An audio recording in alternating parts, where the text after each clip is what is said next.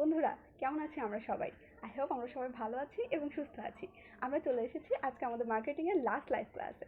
আমরা এতদিন ধরে সবগুলো ইম্পর্টেন্ট চ্যাপ্টার কভার করেছি এবং আজকে আমরা লাস্ট চ্যাপ্টারটা পড়বো, সেটা হচ্ছে উৎপাদনের মাত্রা।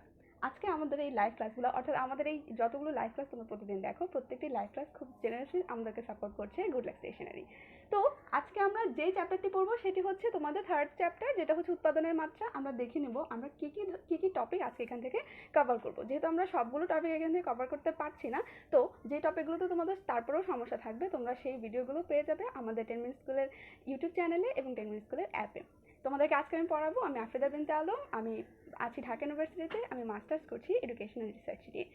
আর হচ্ছে তাহলে চলো দেখে নিই যে আমরা আজকে কী টপিক পড়বো। আর তার সাথে সাথে তোমরা সবাই আমাকে জানিয়ে দাও তোমরা কে কোথা থেকে আজকে আমার সাথে এই লাইভ ক্লাসটিতে জয়েন করছো।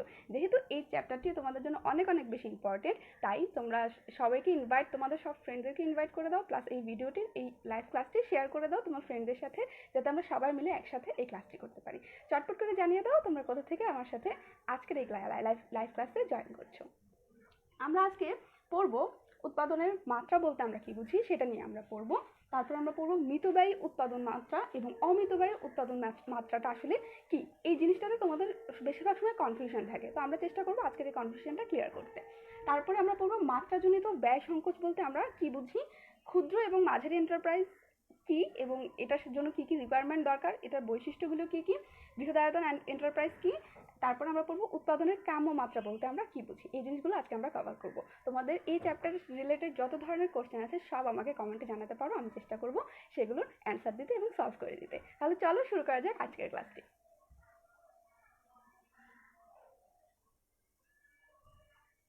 আমাদের সাথে জয়েন করেছে আলী আলিফা, সে জয়েন করেছে বান্দরবান থেকে। আসিকুর আসিফ জয়েন করেছে সিরাজগঞ্জ থেকে। অনিল জয়েন করেছে আমাদের সাথে গাজীপুর থেকে। ফারদিন সুমন জয়েন করেছে ঝিনাইদহ থেকে।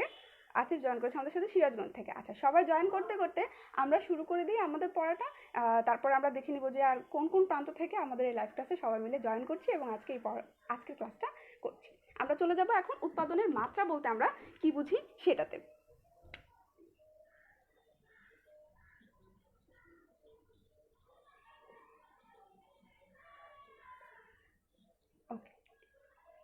উৎপাদনের মাত্রা বলতে কি বুঝি, আমরা যদি একদম সাধারণ অর্থের কথা চিন্তা করি তাহলে আমরা বলতে পারি যে প্রতিষ্ঠানের সকল সুযোগ সুবিধার আলোকে যে পরিমাণ পণ্য ও সেবা উৎপাদন করা হয় তাকে বলা হয় উৎপাদনের মাত্রা। এখন যদি আমরা একটা উদাহরণের মাধ্যমে চিন্তা করি তাহলে হয়তো এই জিনিসটা আমাদের কাছে আরো বেশি ক্লিয়ার হয়ে যাবে। কিরকম, আমরা ক্ষুদ্র এবং মাঝারি এন্টারপ্রাইজ বা ক্ষুদ্র ব্যবসায় বলি, মাঝারি ব্যবসায় বলি বা বৃহদায়তন ব্যবসায় বলি, আমরা বলি যে তার ব্যবসাটা অনেক বড়, আবার আমরা বলি যে তার ব্যবসাটা অনেক ছোট পরিসরে।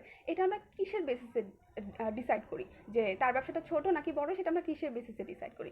সেটা আমরা ডিসাইড করি তার উৎপাদনের মাত্রা দিয়ে, অর্থাৎ সে কত ধরনের কত পরিমাণ উৎপাদন করছে সেটাই হচ্ছে তার উৎপাদনের মাত্রা, এবং সেই উৎপাদনের মাত্রা দিয়ে আসলে ডিসাইড হচ্ছে তার ব্যবসা প্রতিষ্ঠানটা কিরকম। ঠিক আছে, এটাই বলা হয়েছে যে একটা প্রতিষ্ঠানের সকল ধরনের সুযোগ সুবিধার সাথে সাথে এখানে উপকরণের কথা আমরা বলবো।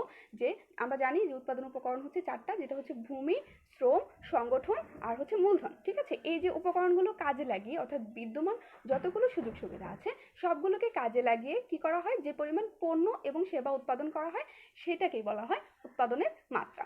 আচ্ছা, উৎপাদনের মাত্রা প্রতিষ্ঠানের বিদ্যমান সুযোগ সুবিধার আলোকে নির্ধারণ করা হয়। আর হচ্ছে উৎপাদনের যে মাত্রা সেটার উপরে উৎপাদনধর্মী প্রতিষ্ঠানের আয়তন নির্ভর করে, অর্থাৎ কত পরিমাণ উৎপাদন হচ্ছে সেটার উপরে ডিপেন্ড করে যে আমার প্রতিষ্ঠানটা কত বড়, অর্থাৎ আমার প্রতিষ্ঠানের আয়তনটা কতটুকু, সেটা কি ছোট নাকি বড়, সেটা আমি ডিসাইড করবো কোত্থেকে, উৎপাদনের মাত্রা থেকে। আর ব্যবসায়ীর যে আর্থিক সামর্থ্য, ব্যবস্থাপনার দক্ষতা, তারপরে হচ্ছে বাজার পরিস্থিতি, এই জিনিসগুলো কি করে জানো, এই জিনিসগুলো উৎপাদনের মাত্রার উপরে প্রভাব ফেলে, অর্থাৎ এই জিনিসগুলো দিয়ে ডিসাইড করা যায় যে উৎপাদনের মাত্রাটা কিরকম। ঠিক আছে, আই হোপ তো আমাদের উৎপাদনের মাত্রার যে কনসেপ্টটা সেটা ক্লিয়ার হয়েছে। একদম সিম্পলি যদি আমরা চিন্তা করি সেটা কি, যে কত পরিমাণ আমি উৎপাদন করতে পারছি আমার বিদ্যমান সুযোগ সুবিধার আলোকে, সেটাই আমার উৎপাদনের মাত্রা। ঠিক আছে, আমরা দেখি না আমাদের সাথে কারা কারা জয়েন করেছে। আমাদের সাথে জয়েন করেছে আনিহা জয়েন করেছে আমাদের সাথে ঢাকা থেকে। সামিউ জয়েন করেছে নাটোর থেকে। সামিয়া জয়েন করেছে আমাদের সাথে। ফাইসাল আহমেদ জয়েন করেছে। আফিয়ান আরিফ জয়েন করেছে চিটং থেকে। ইফরিত ইন্তিসার জয়েন করেছে আমাদের সাথে। তারপরে জয়েন করেছে জয় জয়েন করেছে, সামিয়া জয়েন করেছে ঢাকা থেকে, জহিরুল ইসলাম জয়েন করেছে বরিশাল থেকে, হাসান আহমেদ সাজু জিজ্ঞেস করেছে আমি কেমন আছি, আমি ভালো আছি ভাইয়া, শাকিল জয়েন করেছে আমাদের সাথে। আচ্ছা, আই হোপ আমরা উৎপাদন মাত্রা যে কনসেপ্টটা সেটা ক্লিয়ার হয়ে গেছে। এখন আমরা চলে যাব মিতবায়ু উৎপাদন মাত্রা এবং অমিতবায়ু উৎপাদন মাত্রা। ঠিক আছে, আমরা এটা একসাথে পড়বো, তাহলে তোমাদের কনসেপ্টটা ক্লিয়ার হবে। আর আই উইল ইনসিস্ট যে তোমরা প্লিজ এই ক্লাসটার উপরে নোটস নাও, যেহেতু এই চ্যাপ্টারটা একটু কঠিন। আই হোপ তোমাদের নোটস নিলে তোমাদের জন্য অনেক বেশি ভালো হবে। অ্যান্ড অবশ্যই নোটস নেওয়ার পরে সেটা আমাদের লাইভ গ্রুপে শেয়ার করে দিবে। আর হচ্ছে তোমাদেরকে একটা জিনিস বলতে আমি ভুলে গেছি, সেটা হচ্ছে আজকের ক্লাসের বেস্ট পারফরমেন্স। আর হচ্ছে যারা অবশ্যই সে বেস্ট পারফর্মার কিসের বেসিসে ডিসাইড হবে, যারা এই ক্লাসে অনেক বেশি অ্যাটেন্টিভ থাকবে এবং সকল কোশ্চেন অ্যান্সারে সঠিক অ্যান্সার দিতে পারবে। ঠিক আছে, তো আমরা সবাই অ্যাটেন্টিভ থাকবো আজকের ক্লাসে। আমাদের সাথে জয়েন করেছে ওয়াসিফ ফয়সাল ঢাকা থেকে। ওকে, আমরা তাহলে চলে যাই মিতবায়ু উৎপাদন মাত্রা এবং অমিতবায়ু উৎপাদন মাত্রার দিকে।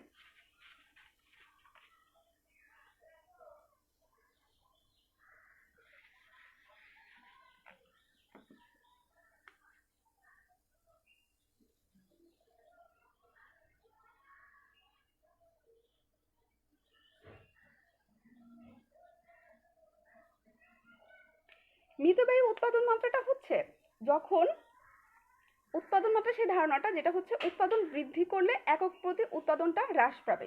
অর্থাৎ আমার যখন উৎপাদন বৃদ্ধি পাবে, উৎপাদনটা যখন বৃদ্ধি পাবে তখন আমার একক প্রতি যে একক প্রতি যে উৎপাদন ব্যয় সেটা হ্রাস পাবে। ঠিক আছে, সেম ভাবে অমিতব্যয়ী যে উৎপাদন মাত্রার ধারণাটা, উৎপাদনের মাত্রা যত বৃদ্ধি পাবে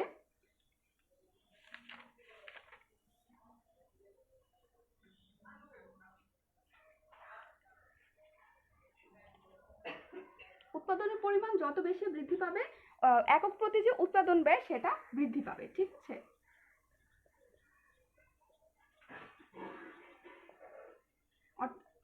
বৃদ্ধি পাবে। অর্থাৎ আমরা যদি একটু খেয়াল করে দেখি তাহলে দেখবো দুইটার বিপরীত। একটাতে কি হচ্ছে উৎপাদন বৃদ্ধি পাচ্ছে এবং উৎপাদন বৃদ্ধি পাওয়ার সাথে সাথে একক প্রতি যে উৎপাদন ব্যয়টা সেটা কি করছে, হ্রাস পাচ্ছে। সেটা হচ্ছে মিতব্যয়ী উৎপাদন মাত্রা। আর অমিতব্যয়ী উৎপাদন মাত্রাতে কি দেখছি আমরা, উৎপাদন যত বৃদ্ধি পাচ্ছে একক প্রতি যে উৎপাদন ব্যয়টা সেটাও আস্তে আস্তে বাড়ছে। দুইটা কন্ট্রাডিক্টরি। এখন যদি আমরা একটা গ্রাফের মাধ্যমে দেখি তাহলে ব্যাপারটা আমাদের কাছে আরো ক্লিয়ার হবে। আচ্ছা, প্রথম গ্রাফটা হচ্ছে আমরা মিতব্যয়ের যে গ্রাফটা সেটা আঁকবো। একটা গ্রাফ দিয়ে আমি দুইটা জিনিস বুঝাতে পারবো, সো আমরা একটা গ্রাফ শুরু করে আঁকি। ঠিক আছে,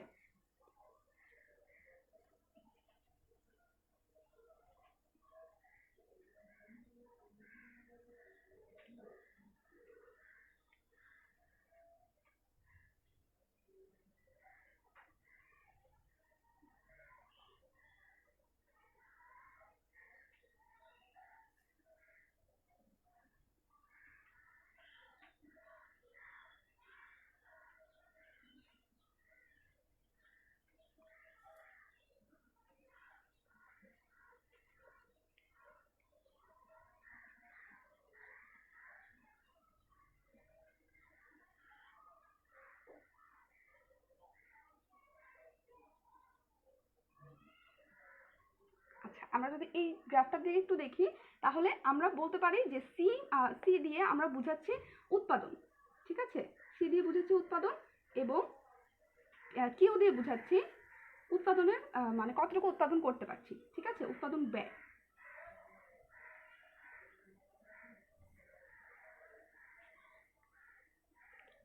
সরি, সি দিয়ে আমরা বুঝাবো উৎপাদন ব্যয় আর কিউ দিয়ে বুঝাবো উৎপাদনের। আচ্ছা, প্রথমে আমরা যদি আসি যে C1 Q1, আমরা যদি এই পয়েন্টটাতে আসি দেখবো যে সি এর মাত্রাটা যখন এতটুকু তখন দেখা যাচ্ছে আমার উৎপাদনের পরিমাণ হচ্ছে কিউ পরিমাণ, কিন্তু যখন আমার কিউর পরিমাণ বৃদ্ধি পাচ্ছে অর্থাৎ উৎপাদনের পরিমাণ যখন আমার বৃদ্ধি পাচ্ছে তখন আমি দেখছি যে আমার C1 অর্থাৎ যে আমার উৎপাদন ব্যয়টা সেটা কমে যাচ্ছে। তার মানে এখান থেকে আমরা কি বুঝতে পারছি, এই যে উৎপাদনের পরিমাণটা বাড়ার সাথে সাথে আমার যে উৎপাদনের যে ব্যয়টা সেটা যখন কমে যাচ্ছে সেটাকে অর্থাৎ এই পয়েন্টটাকে আমরা বলবো মিতব্যয়ী উৎপাদন ব্যয়, যেখানে কি হবে উৎপাদন বাড়ার সাথে সাথে উৎপাদন ব্যয়টা কমে যাবে। এখানে দেখো সি থেকে এটা C1 পয়েন্টে চলে এসেছে, মানে এখানে এই উৎপাদন ব্যয় থেকে এই উৎপাদন ব্যয় পর্যন্ত সেটা কমে গেছে। আর যেহেতু উৎপাদনের পরিমাণটা বৃদ্ধি পেয়েছে, আমরা দেখেছি যে উৎপাদনের যে ব্যয়টা সেটা কমে গেছে। সেইভাবে আমরা যদি অমিতব্যয় উৎপাদন ব্যয়ের কথা চিন্তা করি তাহলে দেখব যে আমরা কি দেখব যে অমিতব্যয় উৎপাদন মাত্রার কথা আমরা কি বলেছিলাম, যত বেশি উৎপাদন বৃদ্ধি পাবে তত বেশি উৎপাদন ব্যয়টাও বৃদ্ধি পাবে। এখানে আমরা দেখব যে যত বেশি উৎপাদন ব্যয়, উৎপাদনের পরিমাণ বৃদ্ধি পাচ্ছে, উৎপাদন ব্যয়টা বৃদ্ধি পাবে। এই যে এই পয়েন্টটা, ঠিক আছে, এই পয়েন্টটার পরে আমরা কি দেখছি যে উৎপাদনের যে ব্যয়টা সেটা আস্তে আস্তে বাড়ছে। অর্থাৎ একটা পয়েন্ট পর্যন্ত আমরা মিতব্যয় উৎপাদন মাত্রার যে ধারণাটা সেটা আমরা ইউজ করতে পারি, কিন্তু একটা পয়েন্টের পরে সেই যে ব্যয়টা সেটা কি হয়, বেড়ে যায়। তো যে পয়েন্ট থেকেই এই জিনিসটা বেড়ে যাবে, অর্থাৎ যে পয়েন্ট থেকে উৎপাদনের পরিমাণ বাড়ার সাথে সাথে উৎপাদন ব্যয়টাও বাড়বে, সেটাকেই আমরা বলবো অমিতব্যয় উৎপাদন ব্যয়। অর্থাৎ এই জিনিসটাকে যদি আমরা বলি মিতব্যয় উৎপাদন ব্যয়, তাহলে যে পয়েন্ট থেকে আমার ব্যয়টা বৃদ্ধি পাচ্ছে সেই পয়েন্টটাকে আমি বলবো অমিতব্যয় উৎপাদন ব্যয়। আই হোপ তোমাদের এই চার্টটা ক্লিয়ার হয়েছে। যদি ক্লিয়ার না হয় তোমরা আমাকে কমেন্টে জানাতে পারো, আমি তোমাদের এই প্রবলেমের সলিউশন করে দেবো। আমরা একটু কমেন্ট বক্সটা দেখে আসি।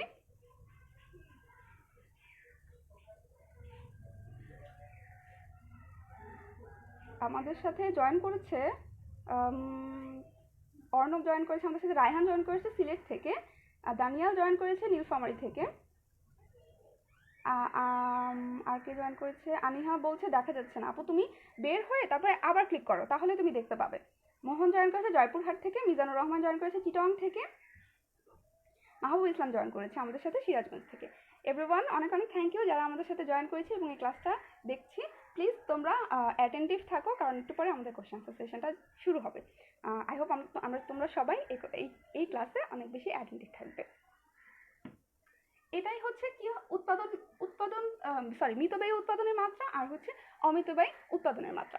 এখন যদি মিতব্যয় উৎপাদন মাত্রার দিকে আসি তাহলে আমরা দেখব যে মিতব্যয় উৎপাদন মাত্রায় কিছু জিনিস প্রভাব বিস্তার করে, অর্থাৎ জড়িত ব্যয়, অর্থাৎ মিতব্যয় উৎপাদন মাত্রার সাথে জড়িত ব্যয়গুলো কি কি সেটা নিয়ে আমরা এখন আলোচনা করব।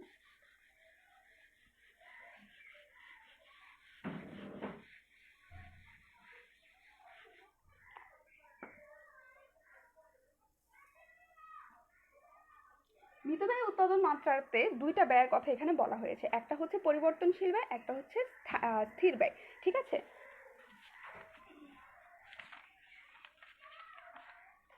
একটা পরিবর্তনশীল ব্যয় অর্থাৎ ভ্যারিয়েবল কস্ট, আর একটা হচ্ছে ফিক্সড কস্ট বা হচ্ছে স্থির ব্যয়। আমরা যদি পরিবর্তনশীল ব্যয়টা নিয়ে আলোচনা করি, প্রথমে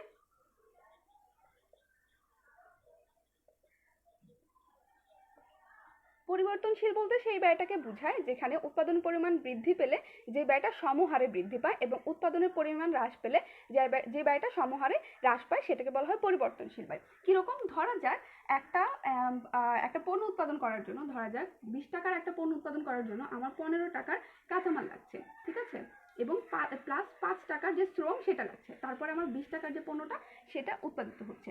এটা হচ্ছে এক একক পণ্যের উৎপাদনের খরচ। ঠিক আছে, এখন যদি আমি 1 এককের জায়গায় 2 একক বা 3 একক বা আরো বেশি একক যদি আমি উৎপাদন করতে চাই, তাহলে আমার এই কস্টটা কিন্তু বারবার করে পরিবর্তন হবে।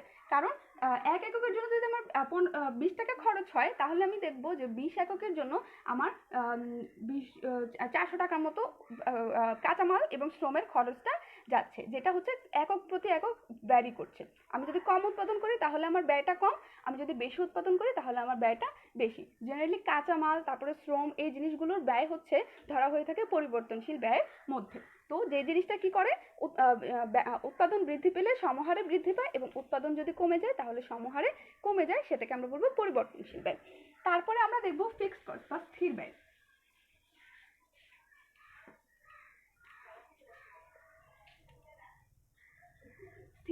স্থির ব্যয় বলতে বোঝানো হয়েছে একটা উৎপাদন ধরুন প্রতিষ্ঠানে উৎপাদন হোক বা না হোক যে ব্যয়টা আবশ্যিকভাবে সংঘটিত হয়। অর্থাৎ একটা প্রতিষ্ঠানে ধরো 10,000 একক পণ্য উৎপাদিত হয়, কিন্তু ওই প্রতিষ্ঠানটার কি আছে, একটা কারখানার খরচ আছে, তারপরে যে ম্যানেজার তার একটা বেতন আছে, তারপরে কারেন্ট বিল যেটা উৎপাদন হোক বা না হোক সেটা আসে। ঠিক আছে, যে ব্যয়টা উৎপাদন হলেও থাকে না হলেও থাকে। ঠিক আছে, এইটাকে বলা হয় স্থির ব্যয়। এটা একক প্রতি কি হয়, যখন আমি মোট ব্যয়টা হিসাব করি তখন আমার এই ব্যয়টা কি কোথায় চলে যায়, একক প্রতি যে ব্যয়টা সেটার সাথে যোগ হয়।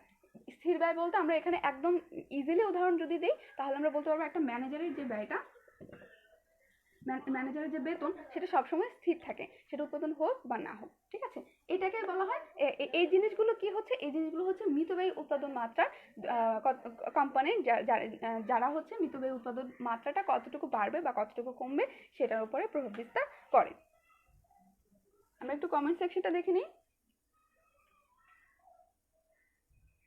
আমাদের সাথে জয়েন করেছে ইসমাইল হোসেন গাজীপুর থেকে। ফারদিন সুমন বলছে উৎপাদন ব্যয় বাড়লে উৎপাদন কমবে নাকি বাড়বে? ভাইয়া, উৎপাদন ব্যয় যখন বাড়বে তখন উৎপাদন ব্যয় যদি কমে তখন সেটা হয় মিতব্যয়ী উৎপাদন মাত্রা। আর যদি উৎপাদন বাড়ার সাথে সাথে উৎপাদন ব্যয়টাও বাড়ে তাহলে সেটা হবে অমিতব্যয়ী উৎপাদন মাত্রা। অপূর্ব জয়েন করেছে আমাদের সাথে, উর্মি জয়েন করেছে ঝিনাইদহ থেকে, নিহান মিসবা জয়েন করেছে বরিশাল থেকে, ফারদিন সুমন আছে আমাদের সাথে, তারপরে সেলিম আছে আমাদের সাথে মিরপুর থেকে। আচ্ছা, তোমাদের যে কোনো কোশ্চেন তোমরা কমেন্ট সেকশনে জানাতে পারো, আমি সলভ করে দিব।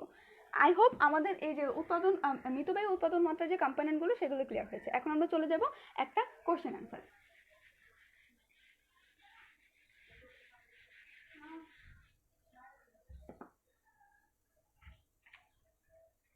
এই কোশ্চেনটা অনেক অনেক বেশি ইম্পর্টেন্ট, কারণ এই কোশ্চেনটা তোমাদের কয়েকটা বোর্ডে রিপিটেডলি এসেছে এবং কয়েকবার এসেছে। সেটা হচ্ছে নিচের কোনটি পরিবর্তনশীল ব্যয়, কাঁচামালের খরচ নাকি কারখানার ভাড়া? এই কোশ্চেনটা এসেছিল Dhaka board, Sylhet board, Rajshahi board, Chittagong board 2016 সালে, অর্থাৎ 4টা বোর্ডে একই সাথে একই ইয়ারে এই কোশ্চেনটা এসেছে। তো চিন্তা করো এই কোশ্চেনটা কত ইম্পর্টেন্ট। তোমরা একটু চিন্তা ভাবনা করে তারপরে অ্যান্সার দিবে। 1 লিখে এ অথবা বি লিখে কমেন্ট সেকশনে অ্যান্সার জানিয়ে দাও। আমরা দেখি কারা কারা সঠিক অ্যান্সার দিতে পারছি এবং কারা কারা এই ক্লাসটাতে অ্যাটেন্টিভ ছিলাম এতক্ষণ।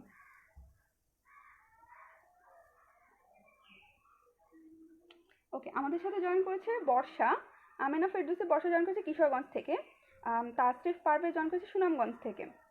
মাহবুব জিজ্ঞেস করেছে বিপণন সেকেন্ড পার্টের ক্লাস নিব কিনা। ভাইয়া, বিপণনের সেকেন্ড ক্লাস তাসফিয়া আফরিন ফারিয়া নিচ্ছে, তুমি দুটো ক্লাসগুলো ফলো করো তাহলে তোমারটা ক্লিয়ার হয়ে যাবে। আর ফার্স্ট পেপারের ক্লাস আমি আর ও মিলে নিয়েছি, তো আজকে এটা লাস্ট ক্লাস।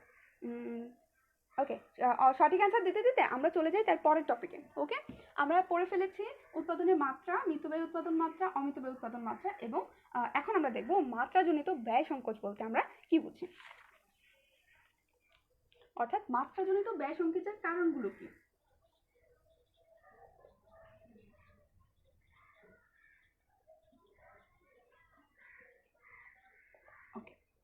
মাত্রাজনিত ব্যয় সংকোচ বলতে বোঝানো হয়েছে যে বলেছিলাম আমরা উৎপাদন বাড়ার সাথে সাথে যে ব্যয়টা কমে, ঠিক আছে, তো সেটার পেছনে কি কি কারণ বা কি কি প্রভাব, কি কি কম্পোনেন্ট কাজ করে সেটা আমরা দেখব।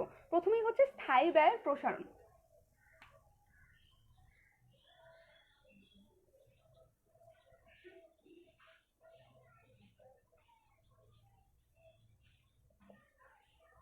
স্থায়ী ব্যয়ের প্রসারণ, উৎপাদন হ্রাস বৃদ্ধি হওয়া সত্ত্বেও যে ব্যয়ের কোনো পরিবর্তন হয় না তাকে আমরা কি বলি, তাকে আমরা বলি স্থায়ী ব্যয়।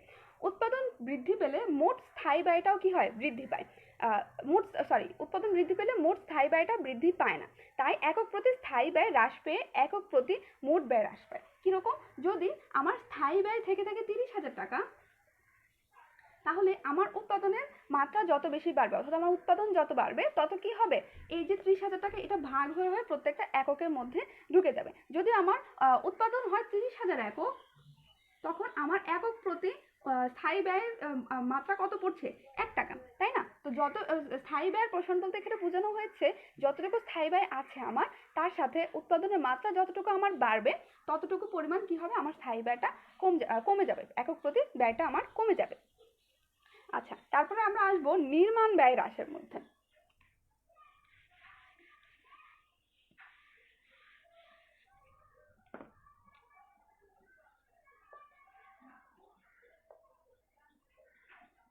নির্মাণ ব্যয় হ্রাসটা আমরা একটু মনোযোগ দিয়ে দেখবো, ঠিক আছে। নির্মাণ ব্যয় হ্রাসটা বলতে কি বোঝানো হয়েছে, অতিরিক্ত পণ্য উৎপাদনের জন্য আমাদের বেশিরভাগ সময় কি প্রয়োজন হয়, অতিরিক্ত নির্মাণের প্রয়োজন হয়। দেখা গেল আমাদের কারখানা হয়তো আমাদের স্থাপন করা দরকার পড়ছে, বা হচ্ছে গুদাম স্থাপন করা দরকার পড়ছে, ঠিক আছে। প্রয়োজনীয় নির্মাণের ফলে ব্যয় বৃদ্ধি পেলেও তা পূর্বের ন্যায় সমানুপাতিক হারে বৃদ্ধি পায় না, ফলে কি হয়, একক প্রতি ব্যয়টা হ্রাস হয়। আমি যদি উদাহরণের মাধ্যমে তোমাদেরকে একটু বুঝাই, প্রথমেই আমি যদি চিন্তা করি যে আমার কারখানার জন্য 10 বিঘা জমি ক্রয় করা লাগছে এবং 10 বিঘা জমির দাম হচ্ছে 10 কোটি টাকা। এবং সেখানে আমি ভবন নির্মাণ করলাম 4 বিঘার মধ্যে, সেখানে আমার কস্ট পড়লো 4 কোটি টাকা। ঠিক আছে, তাহলে আমার এখানে নির্মাণ ব্যয়ের পরিমাণ কত? 14 কোটি টাকা। ঠিক আছে, এখন এই যে 14 কোটি টাকা, ধরা যাক আমার যে পণ্যের উৎপাদনের পরিমাণ হচ্ছে 14 কোটি একক। ঠিক আছে, উৎপাদন একক হচ্ছে 14 কোটি। যখন আমার উৎপাদনের একক 14 কোটি হচ্ছে, তখন কি হচ্ছে, আমার ব্যয়টাও ছিল 14 কোটি, তাহলে পার এককে আমার ব্যয় পড়ছে কত? 1 টাকা। ঠিক আছে, এখন এটা হচ্ছে সাধারণ হিসাব।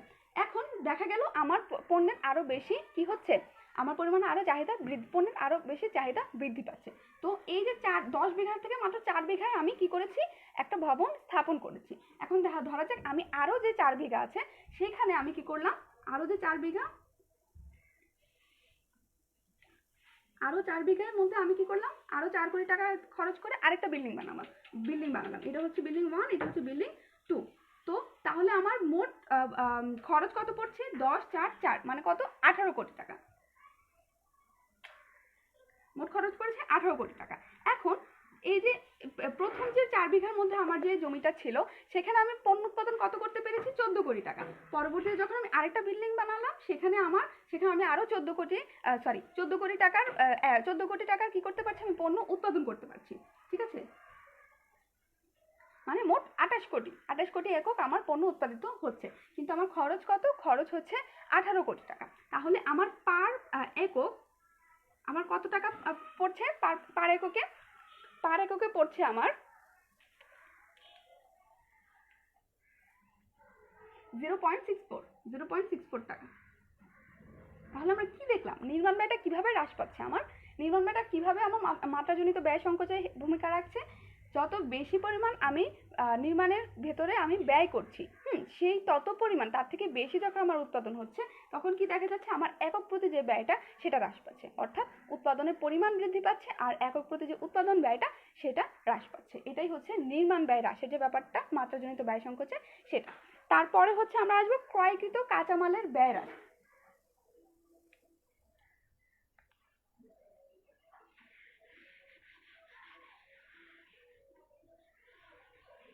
ক্রয়কৃত কাঁচামালের ব্যয় হ্রাস, অর্থাৎ কাঁচামাল দিয়ে যদি শুধু আমরা ইন্ডিকেট করি, তাহলে আমরা দেখব যত বেশি আমার উৎপাদন করতে হবে, তত বেশি আমার কি লাগবে, আমার কাঁচামাল লাগবে, তাই না?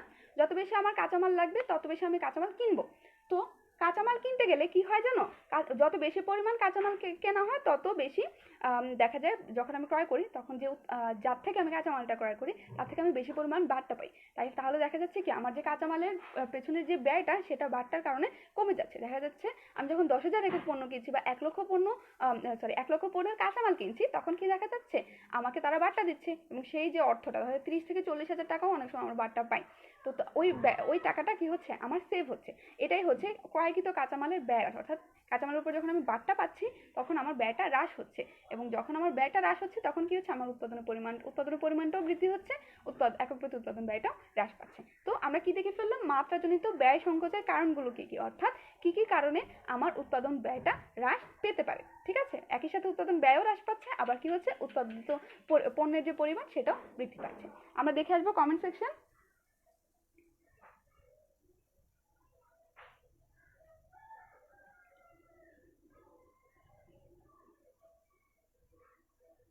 আচ্ছা, সেলিম বলছে এ, ফারদিন সুমন বলছে এ, মাহবুব বলছে, আচ্ছা সেলিম বলছে এ, আনিহা বলছে এ, আমেনা ফেরদৌসী বর্ষা বলছে এ, সাইফুল ইসলাম বলছে এ, সামিয়া বলছে এ। আলামিন জিজ্ঞেস করেছে মাত্রাজনিত ব্যয় সংকোচের অঙ্কটা বুঝিয়ে বলবেন। মাত্রাজনিত ব্যয় সংকোচের তো আমি একটা কোন অঙ্কটা দেখেছি ভাইয়া, তুমি যদি আমাকে একটু আইডেন্টিফাই করে বলো যে কোন অঙ্কটা তুমি বুঝতে চাচ্ছ।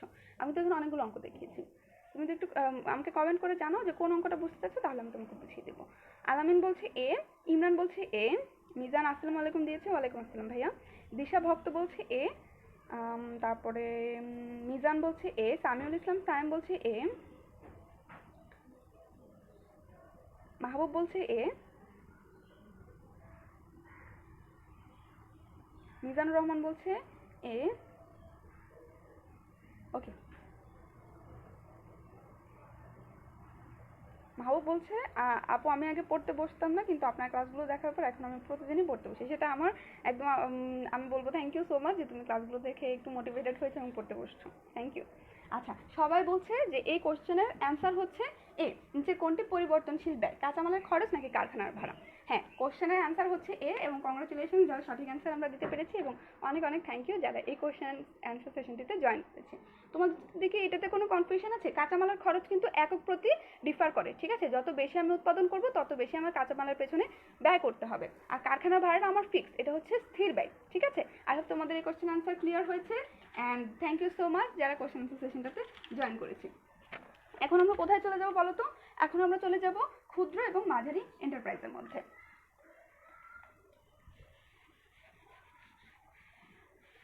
আমরা ক্ষুদ্র এবং মাঝারি এন্টারপ্রাইজ প্লাস বৃহদায়তন যে এন্টারপ্রাইজ আছে, এটার যে লোক যে পরিমাণ শ্রমিক সংখ্যা প্লাস মূলধনের সংখ্যা, এই জিনিসগুলো আমরা একটু একটু হচ্ছে মনোযোগ দিয়ে দেখবো, কারণ এগুলো থেকে তোমাদের প্রত্যেকবারই কোনো না কোনো কোশ্চেন আসে, ঠিক আছে? আমরা অবশ্যই এখানে মনোযোগ দিয়ে একটু দেখবো। ক্ষুদ্র ও মাঝারি এন্টারপ্রাইজ।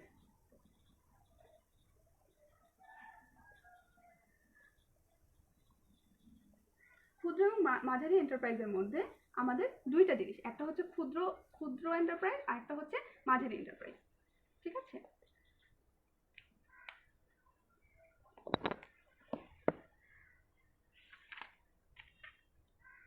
আমরা এই যে এন্টারপ্রাইজের ধারণাগুলো পড়ছি, কত পরিমাণ মূলধন প্লাস হচ্ছে কত পরিমাণ শ্রমিক সংখ্যা এখানে আছে, সে সবগুলোই আমরা দেখছি জাতীয় শিল্পনীতি 2016 আলোকে, ঠিক আছে?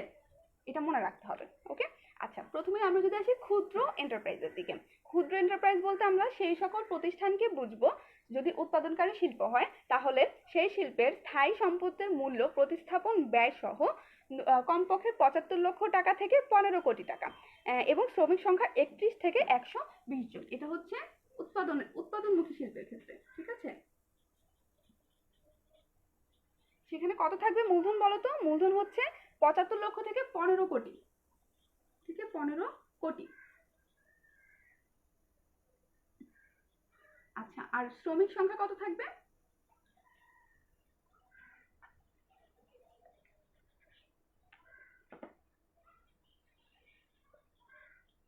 শ্রমিক সংখ্যা থাকবে 31 থেকে 120 জন। 20 জন। আমরা আবার মনোযোগ দিয়ে একটু খেয়াল করি। উৎপাদনমুখী শিল্পের ক্ষেত্রে মূলধনের পরিমাণ থাকবে 75 থেকে 15 কোটি টাকা, ঠিক আছে? সরি, স্থায়ী সম্পত্তির মূল্য 75 লক্ষ থেকে 15 কোটি টাকা। আর এখানে শ্রমিক সংখ্যা কত? 31 থেকে কমপক্ষে 31 থেকে সর্বোচ্চ 120 জন। তারপর যদি আমরা বাণিজ্যিক বা সেবামূলক শিল্পের কথা বলি, তাহলে আমরা কি দেখব? সেখানে স্থায়ী সম্পত্তির মূল্য কত থাকবে? স্থায়ী সম্পত্তির মূল্য থাকবে 10 লক্ষ থেকে 2 কোটি টাকা, এবং শ্রমিক সংখ্যা থাকবে 16 থেকে 50 জন। এটা হচ্ছে ক্ষুদ্র শিল্পের, ঠিক আছে? শুধুমাত্র ক্ষুদ্র শিল্পের মধ্যে আমরা দুই ভাগ করেছি, একটা হচ্ছে উৎপাদনমুখী আর একটা হচ্ছে সেবামূলক শিল্প। উৎপাদনমুখীটা এটা, সেবামূলকেরটা এটা। এখন আমরা দেখবো মাঝারি শিল্পেরটা। তার আগে আমরা দেখে নিব কমেন্ট সেকশনে আমরা কি জানতে চাচ্ছি। আলামিন জিজ্ঞেস করছে স্থায়ী ব্যয়ের অঙ্ক। ভাইয়া, স্থায়ী ব্যয়ের যে অঙ্কটা সেটা কিন্তু আমি দেখাইনি, আমি দেখিয়েছি নির্মাণ ব্যয়ের যে অঙ্কটা, সেটা। স্থায়ী ব্যয়ের আসলে কোনো অঙ্কই নাই, সেটা একদম কনসেপ্ট যদি তোমার ক্লিয়ার থাকে তাহলে তুমি এটা পারবা। স্থায়ী ব্যয়টা বোঝানো হয়েছে এরকম যে পরিমাণ আমার স্থায়ী ব্যয়, ধরো 30,000 টাকা আমার ম্যানেজারের খরচ, এটা কিন্তু ফিক্স। এখন আমার যদি 30,000 পণ্য একক আমি উৎপাদন করি, তখন কি হবে? পার উৎপাদনের এককে ব্যয় পড়বে কত? 1 টাকা। এখন যদি আমি 60,000 পণ্য উৎপাদন করি, তখন কি হবে? স্থায়ী ব্যয়টা কিন্তু ফিক্স থাকছে 30,000 টাকা। যখন আমি 60,000 পণ্য একক উৎপাদন করছি, তখন কি হচ্ছে? সেখানে পার এককে আমার খরচ পড়ছে 50 পয়সা। এটাই বলা হয়েছে যে যত বেশি আমার উৎপাদনের মাত্রা বৃদ্ধি পাবে, তত বেশি কি হবে? আমার উৎপাদন ব্যয়টা কমে আসবে, অর্থাৎ স্থায়ী ব্যয়টাও আমার কমে আসছে, এটাই বোঝানো হয়েছে। আনিহা জিজ্ঞেস করেছে মাত্রাজনিত সংকোচের মধ্যে কাঁচা মালটা আরেকবার বলবেন, আমি বুঝি নাই। আচ্ছা ঠিক আছে। আচ্ছা, কাঁচামালের ব্যয়টা যদি আমি আবার একটু বলি, সেটা হচ্ছে যত উৎপাদনের মাত্রা যত বেশি হবে, কি হবে, যত বেশি আমি উৎপাদন করবো তখন কি হবে, আমার বেশি পরিমাণ কাঁচামাল লাগবে। তো দেখা যায় যত বেশি আমার কাঁচামাল লাগে আমি সেই কাঁচামালটা ক্রয় করি। যখন আমি কাঁচামালটা ক্রয় করি, যাদের কাছ থেকে আমি ক্রয় করছি তারা কি করছে, একটা পরিমাণ আমাকে বার্তা দেয় সবসময়। যত বেশি পরিমাণ তুমি খরচ কিনতে যাও, তখন তুমি যদি মুদি বাজারে যাও তাহলে তুমি দেখবা যত বেশি পরিমাণ তুমি কিনো, তোমাকে একটা পরিমাণ বার্তা তোমাকে দেয়, 2% 5% এরকম বার্তা তোমাকে দেয়। এটাই বলা হয়েছে, যত বেশি পরিমাণ আমি কাঁচামাল ক্রয় করবো তত বেশি পরিমাণ কি হবে, আমি বার্তা পাবো। যখন তাহলে আমার কি হচ্ছে, আমার কাঁচামালের যে ব্যয়টা সেটা কিন্তু কমে যাচ্ছে একটু হলেও। যখন এই কাঁচামালের ব্যয়টা কমে যাচ্ছে তখন আমি কি দেখছি, আমার উৎপাদনের মাত্রাটাও বৃদ্ধি পাচ্ছে, প্লাস আমার কি হচ্ছে, উৎপাদনের পেছনে যে আমার খরচ একক প্রতি সেটাও কমে যাচ্ছে। আই হোপ তোমাদের ক্লিয়ার হয়েছে। ওকে, এখন আমরা চলে আসবো মাঝারি শিল্পের ক্ষেত্রে। মাঝারি শিল্পেরটাও আমরা উৎপাদনমুখী এবং সেবামূলক শিল্পের মধ্যে ভাগ করব, ঠিক আছে। একটা হচ্ছে উৎপাদন আর একটা হচ্ছে সেবামূলক। আচ্ছা, উৎপাদনমুখী শিল্পের ক্ষেত্রে, মাঝারি শিল্পের ক্ষেত্রে বলা হয়েছে যে সেখানে স্থায়ী সম্পদের ব্যয় থাকবে হচ্ছে মূল্য প্রতিস্থাপন ব্যয় সহ কমপক্ষে 15 কোটি থেকে 50 কোটি টাকা, 15 কোটি থেকে 50 কোটি। এবং সেখানে শ্রমিক সংখ্যা কত থাকবে, সেখানে শ্রমিক সংখ্যা থাকবে 121 থেকে 300 জনের মধ্যে, 121 থেকে 300 জন। আবার সেবামূলক শিল্পের ক্ষেত্রে সেখানে মূলধনের স্থায়ী সম্পদের পরিমাণ আমার কত থাকবে, সেখানে স্থায়ী সম্পদের পরিমাণ থাকবে আমার 2 কোটি থেকে 30 কোটি টাকা। আর আমার শ্রমিক সংখ্যা কত থাকবে, শ্রমিক সংখ্যা থাকবে 51 জন থেকে 120 জন।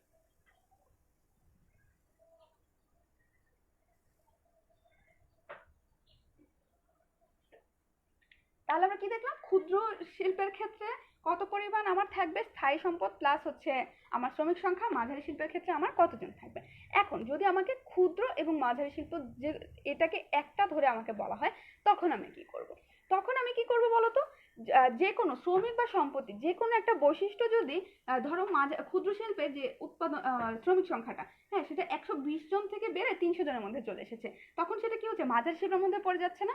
এটাই ক্ষুদ্র এবং মাঝারিটা মিক্স করে যখন আমি বলবো তখনই সেটা হবে ক্ষুদ্র এবং মাঝারি এন্টারপ্রাইজ। অর্থাৎ ধরা যাক আমার ক্ষুদ্র শিল্পের মধ্যে কি থাকবে, ক্ষুদ্র এবং মাঝারি শিল্পের মধ্যে ধরা যাক আমার শ্রমিক সংখ্যা হচ্ছে 31 জন, সর্বনিম্ন এবং সর্বোচ্চ হচ্ছে 300 জন, তখন আমি সেটাকে বলবো ক্ষুদ্র এবং মাঝারি শিল্প, ঠিক আছে, একসাথে।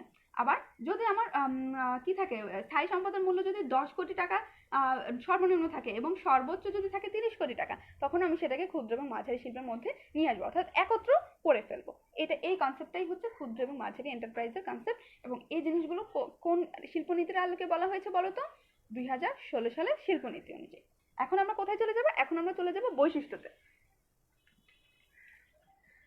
আচ্ছা, বৈশিষ্ট্যতে যাওয়ার আগে তোমাদের জন্য কোশ্চেন,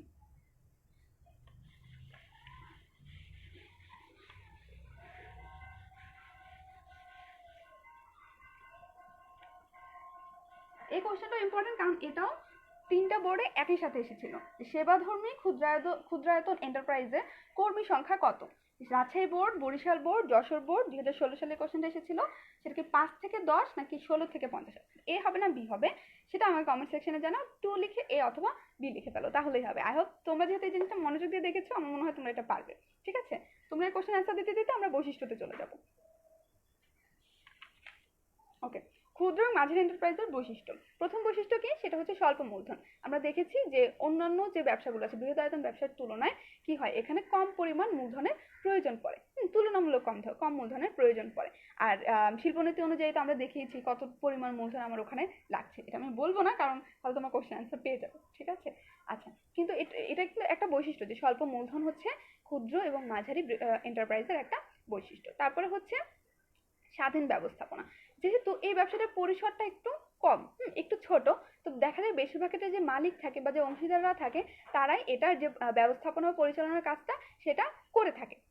তো এই জন্য এখানে বলা হয়েছে যে এখানে স্বাধীন ব্যবস্থাপনা, এখানে অন্য কারো আন্ডারে থেকে কাজ করা লাগে না। আমার যদি একটা ক্ষুদ্র শিল্প থাকে বা আমার যদি একটা মাঝারি শিল্প থাকে, আমার যদি ব্যবসা হয় তখন আমি কি করতে পারবো, আমি ইজিলি এটাকে নিজের স্বাধীন মতো আমি ব্যবস্থাপনা করতে পারবো। যদি আমার বেশি প্রেশার পড়ে হয়তো আমি সেখানে পরিচালক 2-1 জন নিয়োগ দিতে পারি যে আমার আন্ডারে কাজ করবে, কিন্তু সর্বক্ষেত্রে কি দেখা যায়, ব্যবস্থাপনাটা স্বাধীন থাকে, ঠিক আছে, আমি আমার মতো করে সেটাকে চালাতে পারবো। তারপরে হচ্ছে এলাকা কেন্দ্রিক কার্যক্রম। এলাকা কেন্দ্রিক কার্যক্রম বলতে বোঝানো হয়েছে যে ক্ষুদ্র ও মাঝারি শিল্পের কাজগুলো হচ্ছে নির্দিষ্ট এলাকা ভিত্তিক হয়ে থাকে। তোমরা কখনোই দেখবা না যে কোনো একটা ক্ষুদ্র বা কোনো একটা মাঝারি শিল্পের যে পরিসর, হ্যাঁ, সেটা দেশব্যাপী, ঠিক আছে। সেটা সবসময় যেই যে অঞ্চলগুলোতে কাঁচামালগুলো অনেক বেশি অ্যাভেলেবল এবং যেখানে চাহিদাটা অনেক বেশি বেশি, সেখানেই এই ব্যবসাগুলো গড়ে ওঠে। অর্থাৎ এই ব্যবসার কার্যক্রমটা বেশিরভাগ ক্ষেত্রে এলাকা কেন্দ্রিক, কোনো একটা এলাকার ভেতরে থাকে। টাঙ্গাইলের শাড়ির কথা যদি আমরা চিন্তা করি, টাঙ্গাইলের শাড়ি কিন্তু সারা দেশব্যাপী এটা হয়তো চাহিদা আছে, কিন্তু এটার কাঁচামালটা কোথায় পাওয়া যায়? টাঙ্গাইলেই পাওয়া যায়, তাই না? এটার কাজটা কোথায় হচ্ছে? এলাকার ভেতরে হচ্ছে, কোনো একটা নির্দিষ্ট এলাকার উপরে ভিত্তি করে হচ্ছে। তারপরে আমরা আসবো কোথায়? ব্যবসায়ের কার্যপ্রকৃতি। কার্যপ্রকৃতি বলতে কি বোঝানো হচ্ছে? যে ব্যবসার কাজের ধরনটা কি। ব্যবসায়ের কাজের ধরনটা হচ্ছে, আমরা বলেছিলাম যে যেহেতু এটার মূলধনের পরিমাণ কম এবং এখানে কম পরিমাণ শ্রমিক কাজ করে, তো এটার পরিসরটা তুলনামূলকভাবে ছোট বা সীমিত। এখানে নির্দিষ্ট এলাকার যে ক্রেতারা থাকে, ক্রেতাদের চাহিদা পূরণ করা হয় এবং নির্দিষ্ট এলাকায় যে কাঁচামালগুলো থাকে সেগুলোকে কাজে লাগানো হয়। তারপরে আসবো স্বল্প সংখ্যক শ্রমিক কর্মী, যেটা আমরা পড়েছি। তারপরে হচ্ছে স্থানীয় কাঁচামালের ব্যবহার। অবশ্যই ক্ষুদ্র এবং মাঝারি শিল্পতে বেশিরভাগ ক্ষেত্রে যেই কাঁচামালটা সেখানে থাকে, অ্যাভেলেবেল থাকে, সেই কাঁচামালটাকে ইউজ করা হয়, অর্থাৎ স্থানীয় কাঁচামাল ব্যবহার করে এই ব্যবসাটা চালানো হয়। তারপরে হচ্ছে শ্রমঘন প্রতিষ্ঠান। যেহেতু এই ব্যবসাটার মধ্যে টেকনোলজি ইউজ করাটা অনেক সময় সম্ভব হয় না, যেহেতু এটার মূলধনের পরিমাণ কম থাকে, তো দেখা যায় সেখানে বেশিরভাগ ক্ষেত্রে শ্রমিকদের শ্রম দ্বারা সেই যে গ্যাপটা আছে সেটা ফিল আপ করা হয়। অর্থাৎ এটা বেশিরভাগ ক্ষেত্রে হচ্ছে শ্রমঘন একটা প্রতিষ্ঠান। টেকনোলজির ইউজ এখানে বেশিরভাগ ক্ষেত্রেই হয় না, শুধুমাত্র যে শ্রমিকরা আছে তাদের শ্রমটাকে প্রাধান্য দিয়ে, তাদের শ্রমটাকে কাজে লাগিয়ে এই ব্যবসাটা করা হয়। তারপর হচ্ছে শ্রমিক ব্যবস্থাপনা সম্পর্ক। যেহেতু এটা পরিসরটা ছোট, তখন বেশিরভাগ ক্ষেত্রে কি দেখা যায় যে মালিক থাকে এবং যে শ্রমিক থাকে, হ্যাঁ, তাদের মধ্যে একটা সম্পর্ক, ভালো একটা সম্পর্ক থাকে, একটা ক্লোজ রিলেশন থাকে, কারণ তারা সামনাসামনি কাজ করে। বৃহদায়তন প্রতিষ্ঠানে তো আমরা শ্রমিকরা কখনোই মালিকদের এক্সেস পর্যন্ত যেতে পারি না, কিন্তু ক্ষুদ্র এবং মাঝারি এন্টারপ্রাইজের ক্ষেত্রে দেখা যায় যে শ্রমিক ব্যবস্থাপনার সম্পর্কটা অনেক কাছাকাছি থাকে। তারপরে আসবো আমরা স্বল্প মেয়াদী পরিকল্পনা। যেহেতু এই ব্যবসাটা স্বল্প পরিসরে এবং স্বল্প পরিমাণ মূলধন, স্বল্প শ্রমিক কর্মী এবং কাঁচামাল নিয়ে ব্যবসাটা পরিচালনা করা হয়, তো সেখানে সবসময় স্বল্প মেয়াদী একটা পরিকল্পনা থাকে, ঠিক আছে। দীর্ঘমেয়াদী পরিকল্পনা এখানে বেশি কোনোভাবেই ইউজ করা হয় না। আর আধুনিক প্রযুক্তির অভাব, যেটা আমরা বলেছি, এখানে বেশিরভাগ ক্ষেত্রে শ্রমের উপরে আমরা এমফাসাইজ করি, আমরা টেকনোলজির দিকে বেশি একটা যাই না। তো বেশিরভাগ ক্ষেত্রে এখানে কি দেখা যায় যে আধুনিক প্রযুক্তির একটা অভাব আমরা দেখতে পাই।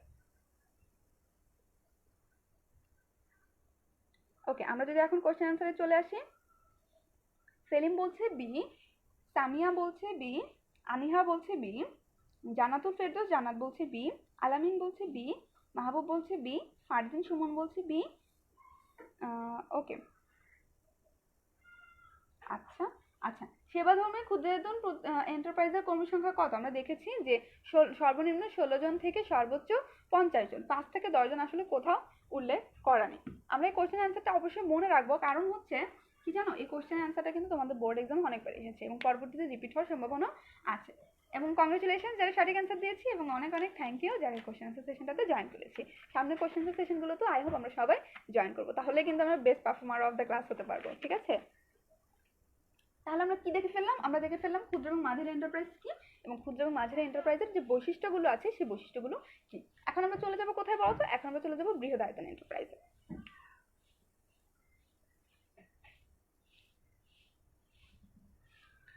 দিশা বলেছে বি। হ্যাঁ দিশা, তোমার অ্যান্সার সঠিক।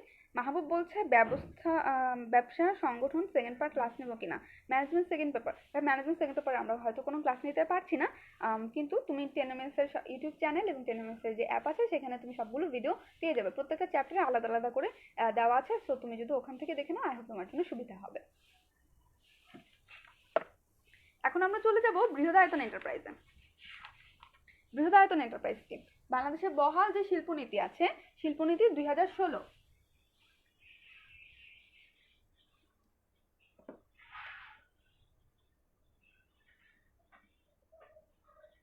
বৃহদায়তন এন্টারপ্রাইজ, সেই 2016 শিল্পনীতিতে কি বলা হয়েছে? বৃহৎ শিল্প বলতে সেই সকল প্রতিষ্ঠানকে বোঝায় যে সকল প্রতিষ্ঠানে জমি এবং কারখানা ব্যতি রেখে স্থায়ী সম্পদের মূল্য প্রতিস্থাপন ব্যয় সহ 50 কোটি টাকা। এবং এটা কোথায়? ম্যানুফ্যাকচারিং খাতে বা উৎপাদনমুখী শিল্পের ক্ষেত্রে, ঠিক আছে। সেখানে কত বলতো? প্রতিস্থাপন ব্যয় স্থায়ী সম্পদের মূল্য 50 কোটি টাকার বেশি। আর সেখানে শ্রমিক সংখ্যা কত থাকবে? সেখানে প্রতিষ্ঠান 300 জনের অধিক শ্রমিক নিয়োজিত থাকবে উৎপাদনমুখী শিল্পের ক্ষেত্রে 300 এর অধিক। আবার যদি আমরা সেবামূলক শিল্পের কথা বলি তাহলে আমরা কি দেখব যে কত পরিমাণ আমার স্থায়ী সম্পদের মূল্য থাকতে হবে 30 কোটি টাকার বেশি।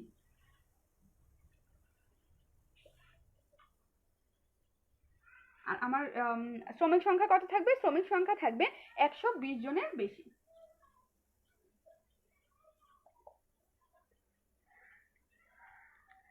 তাহলে কি দেখা গেল যে বৃহদায়তনের ক্ষেত্রে সবসময় কি থাকবে?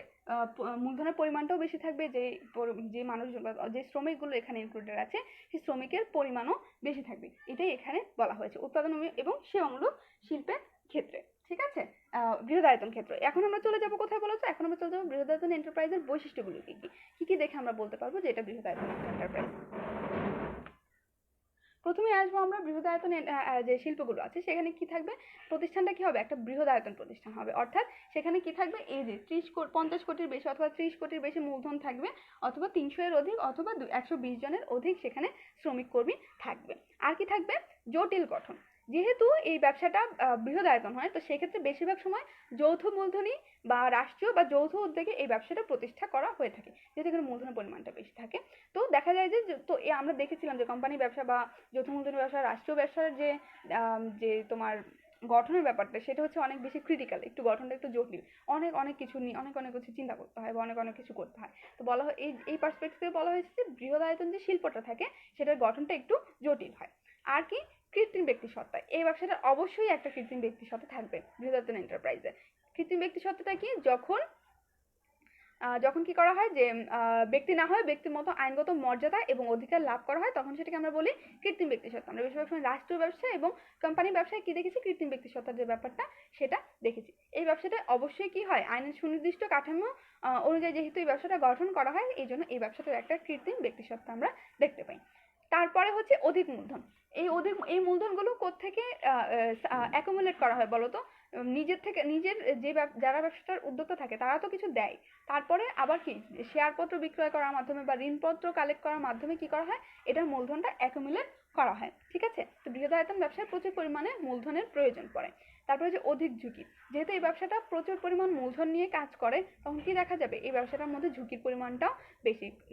দেখা যায় যদি পরিচালনায় কোনো ভুল থাকে বা চাহিদা নিরূপণে কোনো ভুল থাকে, হ্যাঁ, পণ্য কতটুকু পরিমাণ উৎপাদন করব, উৎপাদনের মাত্রা নির্ধারণে যদি কোনো ধরনের ভুল থাকে, অনেক বেশি লসের যে ব্যাপারটা সেটা কিন্তু এখানে চলে আসে। এখানে অধিক ঝুঁকির একটা ব্যাপার আছে। তারপর হচ্ছে বৃহদায়তন ক্রয় বিক্রয়, অর্থাৎ যেহেতু প্রচুর পরিমাণে আমি এখানে উৎপাদন করছি, মূলধন এখানে প্রচুর পরিমাণে থাকছে, এখানে যে ক্রয় বিক্রয়ের ব্যাপারটা সেটাও কিন্তু অনেক ব্রড লেভেলে হয়ে থাকে।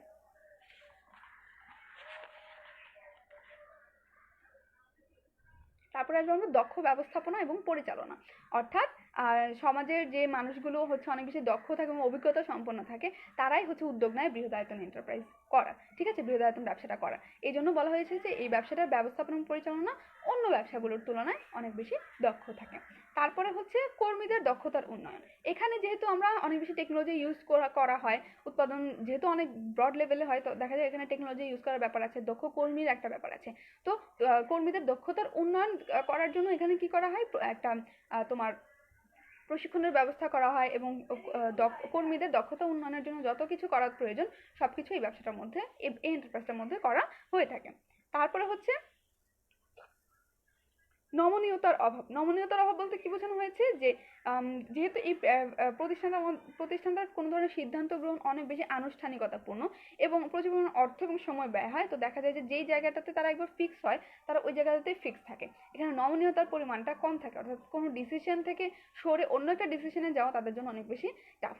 তারপরে হচ্ছে পরিচালন ব্যয়ের আধিক্য। যেহেতু এখানে অনেক মানুষ থাকে ইনক্লুডেড এবং একটু ব্রড লেভেলে ব্যবসাটা হয়, সেজন্য এটা পরিচালনার যে ব্যয়টা সেটা অনেক বেশি থাকে এবং সেখানে প্রচুর পরিমাণে অর্থ ব্যয় হয়। আর হচ্ছে প্রত্যক্ষ সম্পর্কের অভাব। এটা হচ্ছে শ্রমিক এবং যে ব্যবস্থাপনা মণ্ডলী থাকে তাদের মধ্যে প্রত্যক্ষ কোনো ধরনের সম্পর্ক থাকে না, যেহেতু এর মাঝখানে অনেকগুলো তোমার মানুষ ইনক্লুডেড থাকে উৎপাদন কার্যটাকে আরো ভালোভাবে পরিচালনা করার জন্য। তো দেখা যায় যে শ্রমিকদের সাথে তাদের কোনো ধরনের ডিরেক্ট সম্পর্ক এখানে ক্রিয়েট করা হয় না। তাহলে আমরা কি দেখে ফেললাম? আমরা দেখলাম যে বৃহদায়তন এন্টারপ্রাইজটা কি, কাকে বলবো, এবং বৃহদায়তন এন্টারপ্রাইজের বৈশিষ্ট্যগুলো কি কি।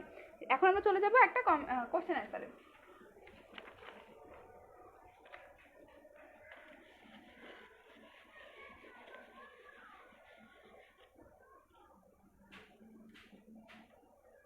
কোনটি বৃহদায়তন এন্টারপ্রাইজের বৈশিষ্ট্য? স্বল্প শ্রমিক কর্মী নাকি কৃত্রিম ব্যক্তি সত্তা? আমরা চটপট কমেন্ট সেকশনে অ্যান্সার জানিয়ে দেবো এবং সঠিক অ্যান্সার জানিয়ে দেবো।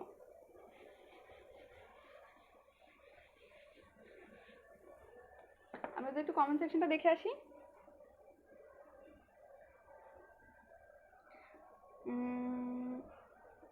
ফারদিন সুমন জিজ্ঞেস করেছে ক্ষুদ্র এবং মাঝারি শিল্পের শ্রমিক ও। ভাইয়া তুমি কোশ্চেনটা কি করছো আমরা বুঝি নাই, একটু যদি কোশ্চেনটা আবার করো। মিজান বলছে টু বি, এটা গত কোশ্চেন অ্যান্সার ছিল। এখন আমরা 3 লিখবো, 3 লিখে এ অথবা বি লিখবো, ঠিক আছে? মিজান তোমার কোশ্চেন অ্যান্সার সঠিক হয়েছিল। মাইনুল বলছে ক্লাসে আসতে লেট হয়েছে, কোনো সমস্যা নেই, তুমি এখন থেকেই জয়েন করতে পারো। বর্ষা বলছে বি, আচ্ছা এটা গত কোশ্চেন অ্যান্সার ছিল। আনিহা জিজ্ঞেস করেছে অমনীয়তা। আই থিঙ্ক তুমি নমনীয়তার কথা বলেছো। নমনীয়তা মানে কি? নমনীয়তা মানে হচ্ছে যখন বৃহদায়তন প্রতিষ্ঠানের ক্ষেত্রে কোনো ডিসিশন নেওয়া হয় তখন দেখা যায় কি সেখানে অনেক বেশি পরিমাণ তোমার প্রসিডিওর, প্রচুর পরিমাণ অর্থ সেখানে ব্যয় হয়।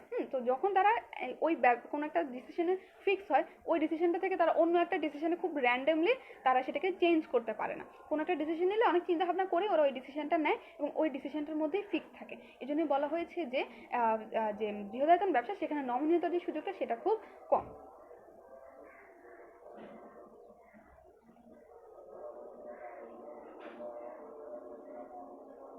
আচ্ছা তোমরা সঠিক অ্যান্সার দেওয়া শুরু করেছো, তোমরা সঠিক অ্যান্সার দিতে দিতে আমরা চলে যাব উৎপাদনের কাম্য মাত্রা থেকে, ঠিক আছে?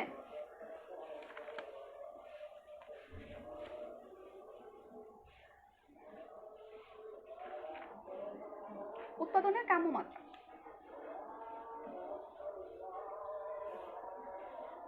ওকে। কাম্য মাত্রা বলতে কি বোঝানো হয়েছে? যেখানে উৎপাদনের কাম্য মাত্রা বলতে বোঝানো হয়েছে প্রতিষ্ঠানের এমন একটা উৎপাদন অবস্থা যেখানে গড় ব্যয় সর্বনিম্ন হয়। অর্থাৎ যে পরিমাণ আমি উৎপাদন করছি সেখানে যত পরিমাণ আমি উৎপাদন করছি যত পয়েন্ট পর্যন্ত আমার গড় ব্যয়টা হচ্ছে আমার সর্বনিম্ন থাকে। আমরা যদি আবার চার্টের দিকে যাই, চার্টটা দেখলে তোমরা এটার কনসেপ্টটা তোমাদের আরো ক্লিয়ার হবে। আমি চার্টটা আবার তোমাদের জন্য আঁকছি।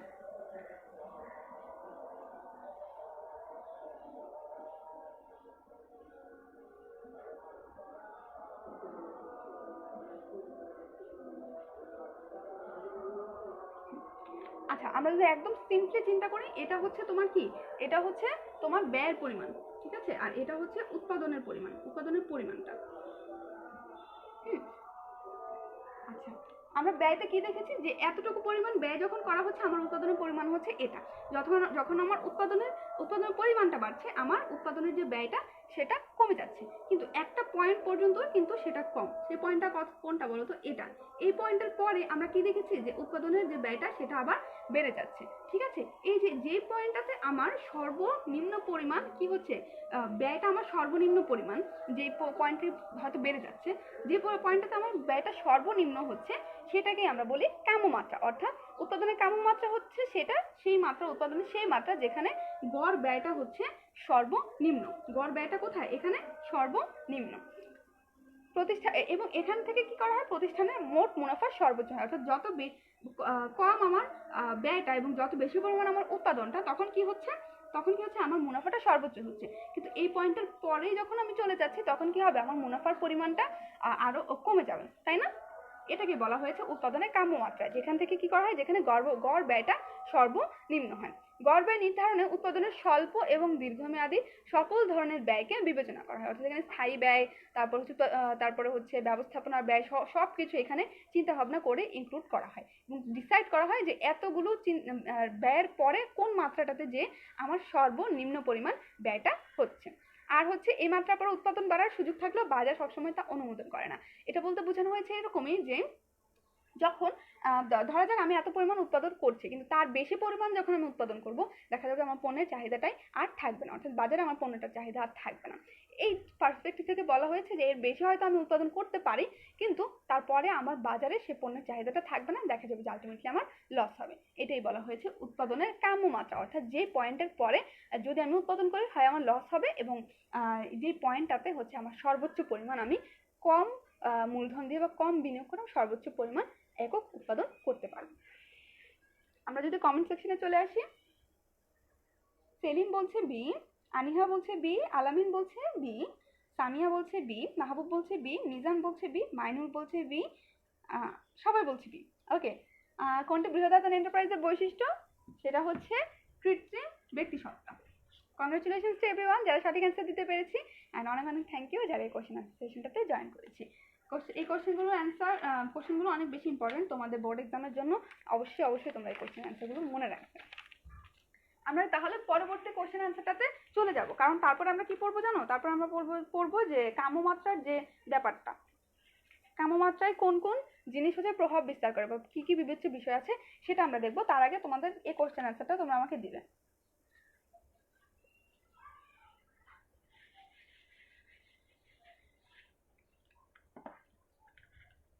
কি পরিমাণ উৎপাদন করলে গড় ব্যয় সর্বনিম্ন হয়? এই কোশ্চেনটা এসেছিল সিলেট বোর্ডে 2016 সালে। বৃহদায়তন মাত্রা নাকি কাম্যমাত্রা? আচ্ছা, কোশ্চেন অ্যান্সারে কে আনিহা বলছি কাম্যমাত্রাটা আমি বুঝি নাই। আচ্ছা আনিহা, তোমার জন্য আমি আবার বলে দিচ্ছি, তুমি একটু মনোযোগ দাও তাহলেই বুঝতে পারবে। কাম্যমাত্রা বলতে বোঝানো হয়েছে যেই পয়েন্টটাতে আমার সর্বোচ্চ পরিমাণ উৎপাদন হবে এবং সর্বনিম্ন পরিমাণ আমার এখানে ব্যয় হবে। এই পয়েন্টের পরে কি হবে, ধরা যাক এটাই যদি আমার ব্যয়ের পরিমাণটা হয়, ঠিক আছে, এই পয়েন্ট পর্যন্ত কি হচ্ছে, এই পয়েন্ট পর্যন্ত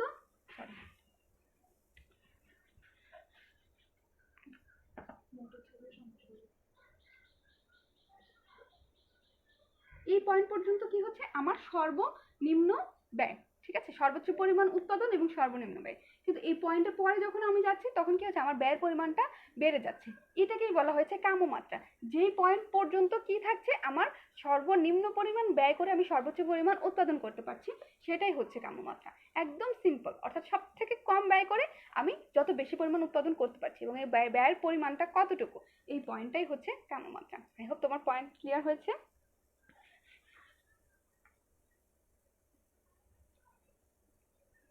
আমরা চলে যাব তারপরে কাম্যমাত্রা নির্ধারণের বিবেচ্য যে বিষয়গুলো সেগুলোর দিকে, অর্থাৎ কাম্যমাত্রায় কোন কোন জিনিসগুলো আমাদের প্রভাব বিস্তার করে। প্রথমেই হচ্ছে ব্যবহৃত স্থান।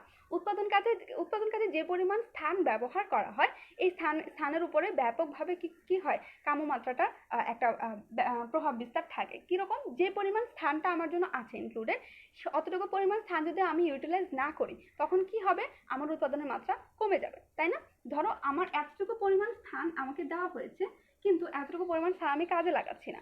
যখন আমি কাজে লাগাবো না তখন কি হবে, স্বাভাবিকভাবে আমার উৎপাদনের মধ্যে একটা এফেক্ট পড়বে, আমি কাম্যমাত্রা উৎপাদনটা সেখানে করতে পারবো না। দেখা যাচ্ছে আমার উৎপাদন ব্যয়টা হয়তো বেড়ে যাচ্ছে, বা আমার যে পরিমাণ ব্যয় হচ্ছে তার কম হচ্ছে উৎপাদন হচ্ছে। এই জিনিসগুলো হচ্ছে স্থানের ব্যাপার, অর্থাৎ স্থানের সর্বোচ্চ ব্যবহার আমার নিশ্চিত করতে হবে কাম্যমাত্রা যদি আমি নিশ্চিত করতে চাই। তারপরে হচ্ছে বিনিয়োজিত মূলধন।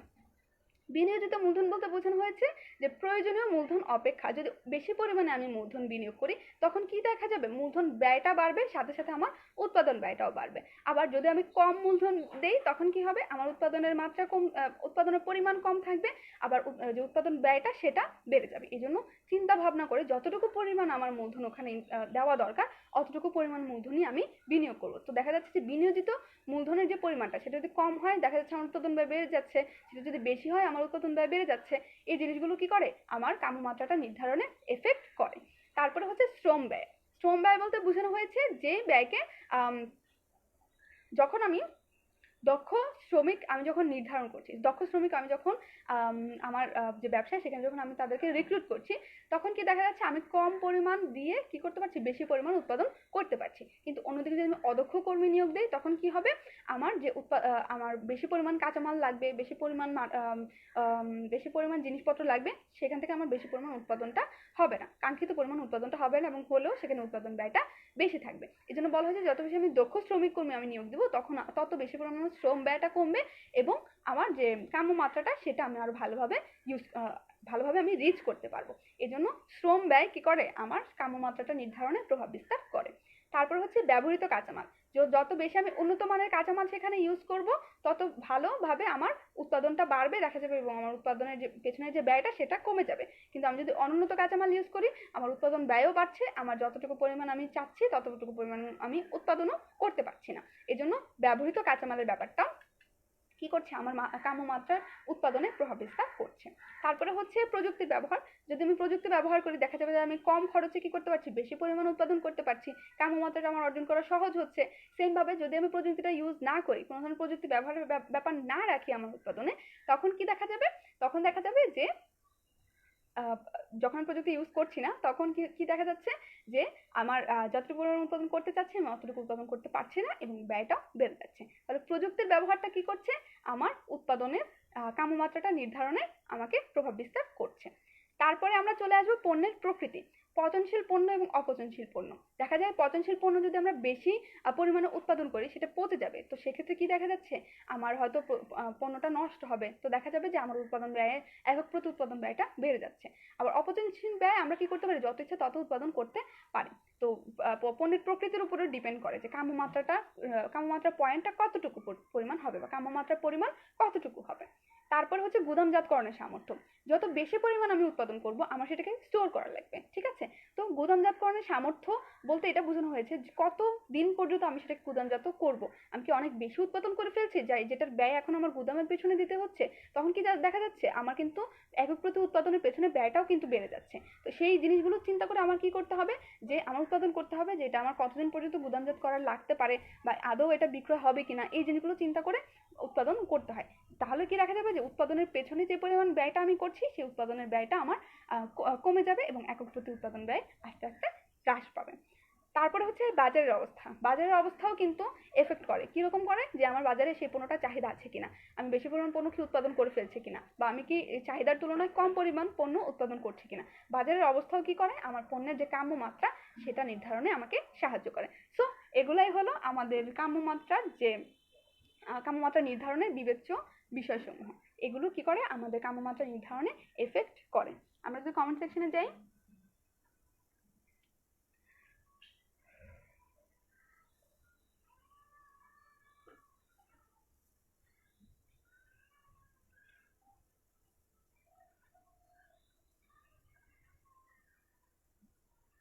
সেলিন বলছে বি, আনিহানও বলছে বি, মাইনুল বলছে বি,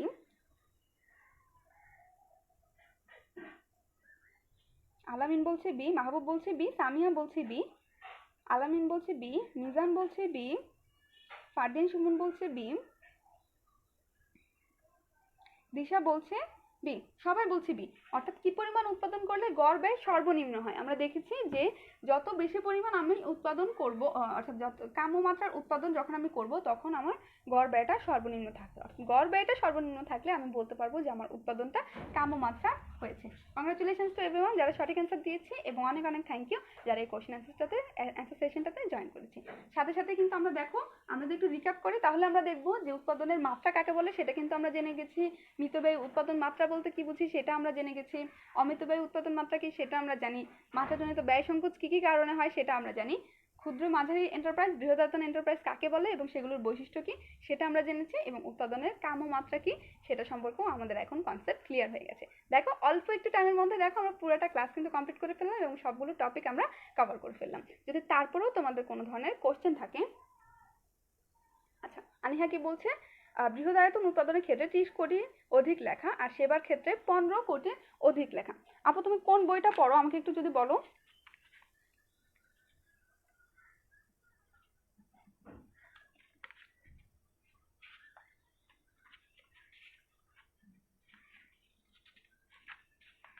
আচ্ছা, আমি যে বইটা তোমাদের জন্য ফলো করি সেটা হচ্ছে খালিকুজ্জামানের বই। সেই বইতে 2016 সালের যে শিক্ষানীতি বলা আছে সেইখানে বলা হয়েছে যে যখন বেশি পরিমাণ 30 কোটি টাকার বেশি, 50 কোটি টাকার বেশি থাকবে সেটা হচ্ছে উৎপাদনমুখী শিল্প, আর সেবামূলক শিল্পের ক্ষেত্রে সেখানে থাকতে হবে 30 কোটি টাকার বেশি। তোমার যে বইটা আই থিঙ্ক সেটা হচ্ছে 2010 সালের শিক্ষানীতি ইউজ করছে। আমি কিন্তু তোমাদেরকে 2016 সালের শিক্ষানীতি পড়িয়েছি, ঠিক আছে। হ্যাঁ, কিছু কিছু পাবলিকেশনের বইয়ে এখনো 2010 সালের শিক্ষানীতিটাকে ইউজ করা হয়, কিন্তু এখন কিন্তু আপগ্রেডেড 2016 সালের শিক্ষানীতিটা তোমাদের পড়া লাগবে, কারণ তোমাদের যদি পরবর্তীতে কোশ্চেন আসে এক্সামে তোমাদের কিন্তু 2016 সালের শিক্ষানীতি অনুযায়ী আসবে, ঠিক আছে। আচ্ছা, মাহবুব জিজ্ঞেস করেছে আজকে লাস্ট ক্লাস, তার মানে কি আমি আর ক্লাস নিব না? আজকে মার্কেটিং এর লাস্ট ক্লাস। আমি এসএসসির বিশ্ব পরিচয়, বাংলাদেশের বিশ্ব পরিচয়ের কিছু ক্লাস নিব, কিন্তু এইচএসসির সাবজেক্টে আমি কোনো আর ক্লাস নিব না। সো সেই ক্ষেত্রে বলা যায় যে এইচএসসির জন্য এটাই আমার লাস্ট ক্লাস। আনিহা জিজ্ঞেস করেছে এক্সামে আসলে কোনটা লিখবো। যখন তোমার এক্সামে আসবে তখন সাইড দিয়ে লেখা থাকবে এটা কি 2016 সালের শিক্ষানীতি অনুযায়ী চাচ্ছে নাকি 2010 সালের শিক্ষানীতি অনুযায়ী চাচ্ছে। কিন্তু আমি বলবো 2016 সালের শিক্ষানীতি অনুযায়ী তোমরা পড়ো, কারণ হচ্ছে তোমাদের এক্সামে আসলে 2016 সালের নীতিটাই প্রোভাইড করতে বলবে, ঠিক আছে। তো আই থিঙ্ক 2016 সালের নীতিটা পড়লেই তোমাদের জন্য বেটার। ওকে, তাহলে এর মধ্যে আমরা শেষ করে ফেললাম আমাদের মার্কেটিং এর প্রত্যেকটা ইম্পর্টেন্ট চ্যাপ্টার এবং ইম্পর্টেন্ট টপিক। তোমাদের এক্সামের জন্য অনেক অনেক শুভকামনা। আই থিঙ্ক আই হোপ যে তোমাদের এই মার্কেটিং নিয়ে আর কোনো ধরনের প্রবলেম থাকবে না। তত দেখা হবে পরবর্তীতে হয়তো নতুন কোনো ক্লাসে। ততক্ষণ পর্যন্ত আমরা ভালো থাকবো, সুস্থ থাকবো, and till then never stop learning, stay with Robi ten minute school.